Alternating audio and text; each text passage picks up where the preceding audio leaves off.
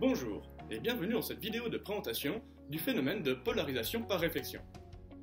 Dans un premier temps, nous allons aborder le thème de la lumière et décrire ce qui caractérise une lumière naturelle et une lumière polarisée. Nous regarderons de quelle manière un flux de lumière naturelle se comporte lorsqu'il passe au travers d'un polariseur.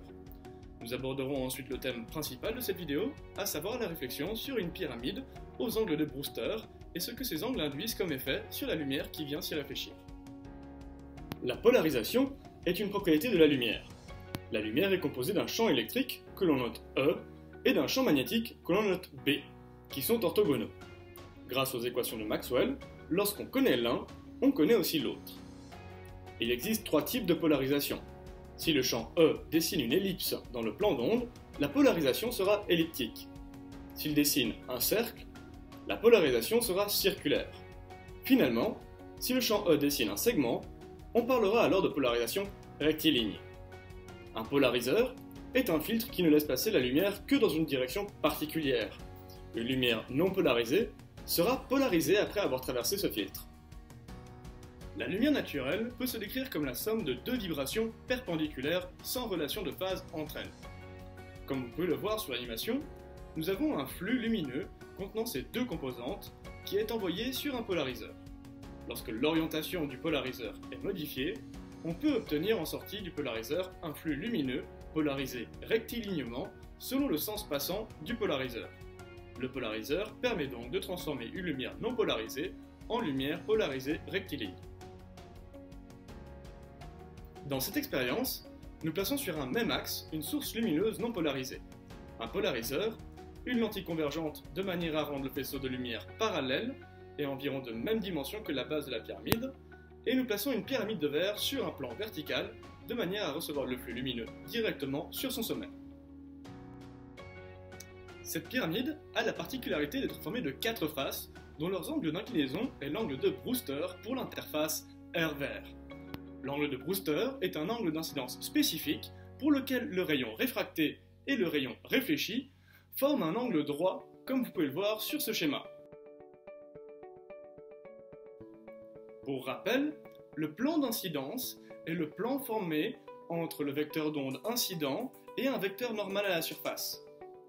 Dans le cadre de notre expérience, les faces droite et gauche auront un plan d'incidence horizontal, et les faces situées en haut et en bas auront un plan d'incidence vertical.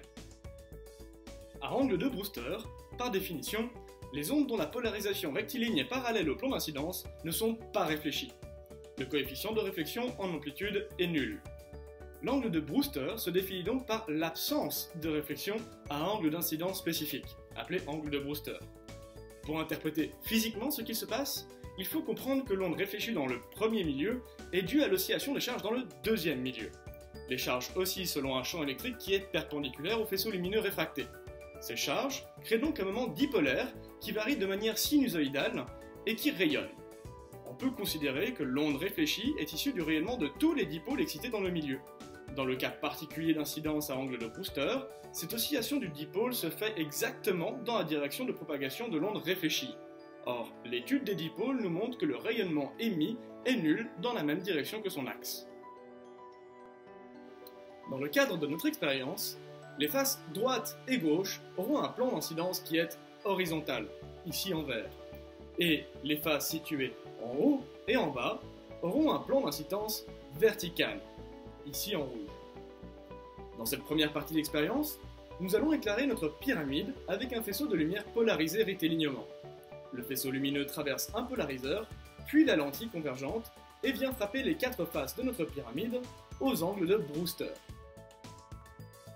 Lorsque l'on éclaire la pyramide de verre par un faisceau de lumière polarisé rectilignement, la lumière polarisée dans le plan d'incidence ne sera pas réfléchie, conformément à la définition de l'angle de Brewster. Nous faisons alors varier l'orientation de notre polariseur, et on observe que lorsque notre polariseur est orienté verticalement, seules les faces gauche et droite, qui possèdent un plan d'incidence horizontal, réfléchissent le faisceau. Lorsque le polariseur est orienté horizontalement, ce sont les deux autres faces qui réfléchissent le faisceau. On constate également que lorsque le polariseur est orienté à 45 degrés, la lumière est réfléchie de la même manière sur toutes les faces de la pyramide. Voici un schéma d'un polariseur orienté à 45 degrés. On comprend que le rayon possède une composante horizontale et une composante verticale. Lorsque ce rayon vient frapper la pyramide de verre, la composante horizontale ne sera pas réfléchie sur les faces droite et gauche de la pyramide. Et la composante verticale ne sera pas réfléchie par les faces hautes et basses. C'est la raison pour laquelle l'intensité lumineuse est la même sur toutes les faces lorsque notre polariseur est à 45 degrés. Dans cette deuxième partie d'expérience, nous enlevons notre polariseur. La lumière est alors a priori réfléchie de la même manière sur chacune des faces de notre pyramide. Mais est-elle véritablement réfléchie de la même manière sur ces faces? Nous savons avec l'expérience précédente que nous devrions avoir un rayon polarisé horizontalement sur les parties hautes et basses de la pyramide et un rayon polarisé verticalement sur les faces droite et gauche. Pour vérifier, nous prenons cette fois un analyseur, qui est un polariseur qu'on utilise pour observer la polarisation d'un faisceau lumineux. Nous plaçons alors notre analyseur directement sur l'écran, là où se projette le faisceau lumineux réfléchi. Nous commençons par la face supérieure, et en changeant l'orientation de notre analyseur, nous obtenons une extinction. Nous pouvons conclure que la lumière réfléchie est polarisée rectilignement, et on peut dire que les champs électriques vibrent selon un axe perpendiculaire à celui du sens passant du polariseur, c'est-à-dire ici horizontalement. On observe la même chose sur la face inférieure. Nous plaçons ensuite l'analyseur sur la face droite de notre pyramide. Encore une fois, nous tournons notre analyseur et on obtient l'extinction pour une autre orientation à 90 degrés de la précédente. On constate que la lumière réfléchie est polarisée verticalement. Si on admet que l'on peut représenter la lumière naturelle comme la superposition d'une onde polarisée verticalement et d'une onde polarisée horizontalement sans relation de phase entre elles, lorsqu'on éclaire les faces hautes et basses, il n'y a pas de réflexion de la composante polarisée dans le plan d'incidence verticale à angle de Brewster. Cette lumière n'est pas réfléchie. Il ne reste donc que la composante polarisée horizontalement. Schématiquement, nous avons V plus H, auquel V est soustrait, il ne nous reste plus qu'une composante horizontale pour les faces hautes et basses.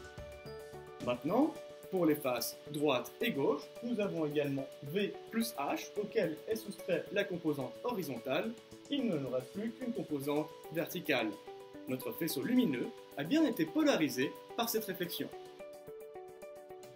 Nous avons, grâce à cette expérience, présenté une des manières qu'il existe pour polariser un faisceau lumineux. Cette méthode est utilisée de plusieurs manières dans l'industrie ou en laboratoire. Par exemple, lorsque l'on travaille avec des lasers à haute énergie, on veillera à faire pénétrer le rayon à angle de Brewster dans le système afin d'éviter d'abîmer du matériel ou de blesser des personnes avec le rayon réfléchi.